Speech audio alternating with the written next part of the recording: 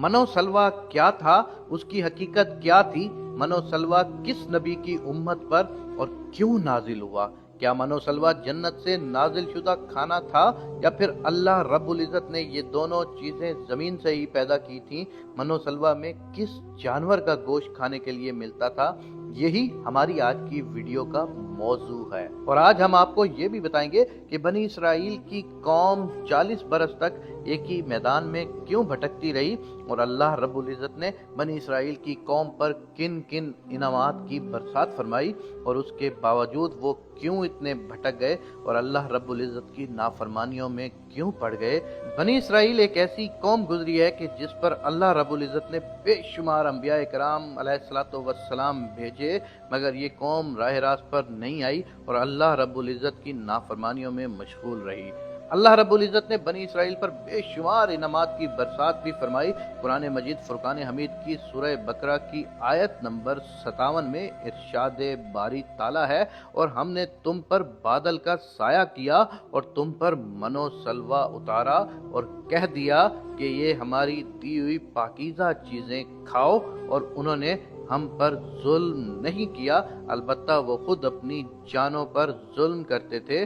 दोस्तों, जब फिरौन दरियाए नील में गर्क हो गया तो अल्लाह रब्बुल इज़्ज़त ने बनी इसराइल को हुक्म फरमाया कि कौम अमालका से जंग करके मुल्क शाम को आज़ाद करवाओ, क्योंकि ये कौम निहायत जालिम और जंग की माहिर थी। इसके बावजूद उन 6 लाख बनी इसराइलियों ने जंग से इनकार कर दिया और इस नाफरमानी की ये सज़ा मिली कि वो 40 साल तक 27 मील के रकबे पर मुश्तमिल एक ही मैदान में भटकते रहे। वो लोग सामान उठाकर सारा दिन चलने के बाद रात एक जगह पर पहुंच जाते और जब सुबह होती तो वो वहीं मौजूद होते जहां से चले थे।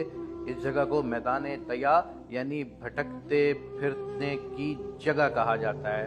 अल्लाह के पैगंबर हजरत मूसा अलैहिस्सलातु वस्सलाम भी इसी मैदान में तशरीफ फरमाते। मैदान तया में होने वाली अताएं हजरत मूसा अलैहिस्सलातु वस्सलाम की दुआ से बनी इसराइल पर अल्लाह रब्बुल इज़्ज़त ने इस मैदान में बेशुमार इनामात और अताएं नाजिल फरमाई।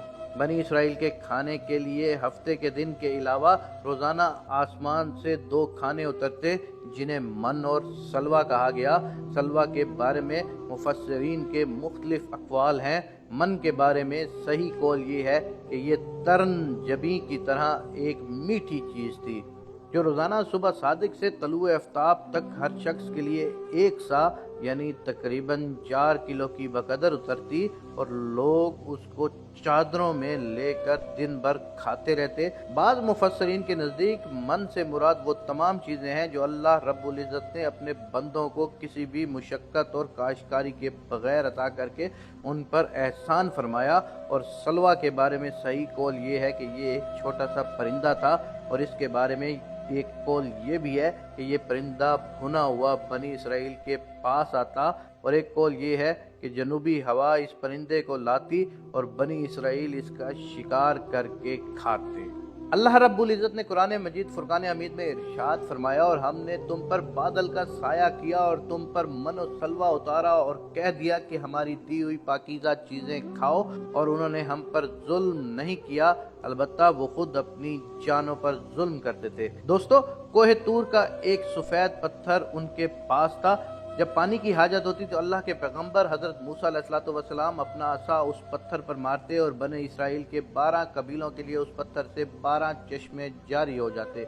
ये वही असा था जिसे हजरत मूसा अलैहिस्सलातु वस्सलाम ने नमरूद के जादूगरों के सामने फेंका था, और अल्लाह रब्बुल इज़्ज़त ने इस असा को एक अजदहा बना दिया था। उसी असा की बरकत से उस पत्थर में से बनी इसराइल के 12 कबीलों के लिए 12 चश्मे अल्लाह रब्बुल इज़्ज़त जारी फरमा देता।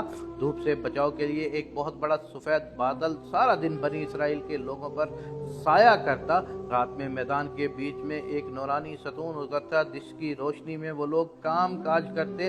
अल्लाह रब्बुल इज़्ज़त ने उन लोगों पर इतनी अनायतें की कि उनके बाल और नाखून तक नहीं बढ़ते थे, कपड़े फटते ना ही मैले होते, पैदाइशी बच्चों के जिस्म पर कुदरती लिबास होता, और जो जिस्म के साथ साथ बड़ा होता जाता।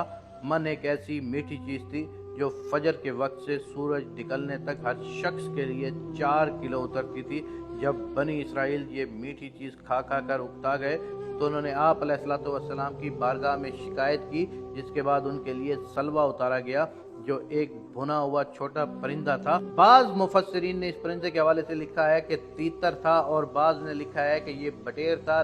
منو سلوہ کے حوالے سے روایات میں آتا ہے کہ یہ ایک ایسا کھانا تھا جو انتہائی آسانی سے ہضم ہو جاتا تھا، رنگ، خوشبو اور ذائقے میں بے مثال تھا، ہر طبیعت و مزاج کو موافق آتا تھا۔ پھر اللہ رب العزت نے بنی اسرائیل کو نافرمانی کی سزا دی، کیونکہ حضرت موسیٰ علیہ الصلوۃ والسلام کا حکم تھا کہ کھانا روز کا روز کھا لیا جائے، سوائے جمعہ کے، کل کے لیے بچا کے نہ رکھا جائے۔ یہ ہفتہ کو من و سلوہ نازل نہیں ہوتا تھا، مگر بعض ضعیف الاعتقاد لوگوں کو یہ ڈر لگنے لگ گیا کہ اگر کسی دن من و سلوہ نہ اترا تو ہم لوگ اس بیابان و چٹیل میدان میں بھوکے مر جائیں گے۔ چنانچہ ان لوگوں نے کچھ چھپا کر کل کے لیے رکھا، تو نبی کریم صلی اللہ علیہ وآلہ وسلم نے اس حوالے سے بڑی تفصیل سے بیان فرمایا کہ اللہ کے پیغمبر حضرت موسیٰ علیہ الصلوۃ والسلام کی اس نافرمانی سے ایسی نحوست پھیل گئی کہ جو کچھ لوگوں نے کل کے لیے جمع کیا تھا وہ سب سڑ گیا اور آئندہ کے لیے اس کا اترنا بند ہو گیا۔ حضور نبی رحمت صلی اللہ علیہ وآلہ وسلم نے ارشاد فرمایا کہ اسی لیے بنی اسرائیل نہ ہوتے تو نہ کھانا کبھی خراب ہوتا اور نہ ہی گوشت سڑتا۔ کھانے کا خراب ہونا اور گوشت کا سڑنا اسی تاریخ سے شروع ہوا، ورنہ اس سے پہلے نہ کھانا بگڑتا تھا اور نہ ہی گوشت سڑتا تھا۔ ان تمام عطاؤں اور انعامات کا ذکر اللہ رب العزت نے قرآن مجید فرقان حمید میں بڑی تفصیل کے ساتھ بیان فرمایا ہے، اور فرمایا ہے کہ جب تم نے موسیٰ سے کہا کہ اے موسیٰ، ہم میں سے ایک ہی قسم کے کھانے پر ہرگز صبر نہ ہو سکے گا، اس لیے اپنے رب سے دعا کیجئے کہ وہ ہمیں زمین کی پیداوار اور ساگ پکڑی گئیوں، مسور اور پیاز دے۔ آپ نے فرمایا کہ بہتر چیز کے بدلے ادنا چیز کیوں طلب کرتے ہو؟ اچھے شہر میں جاؤ، وہاں تمہاری چاہت کی یہ سب چیزیں ملیں گی۔ ان پر ذلت اور مسکینی ڈال دی گئی اور اللہ کا غضب لے کر وہ لوٹے، یہ اس لیے کہ وہ اللہ تعالیٰ کی آیتوں کے ساتھ کفر کرتے تھے اور نبیوں کو ناحق قتل کرتے تھے۔ یہ ان کی نافرمانیوں اور زیادتیوں کا نتیجہ ہے۔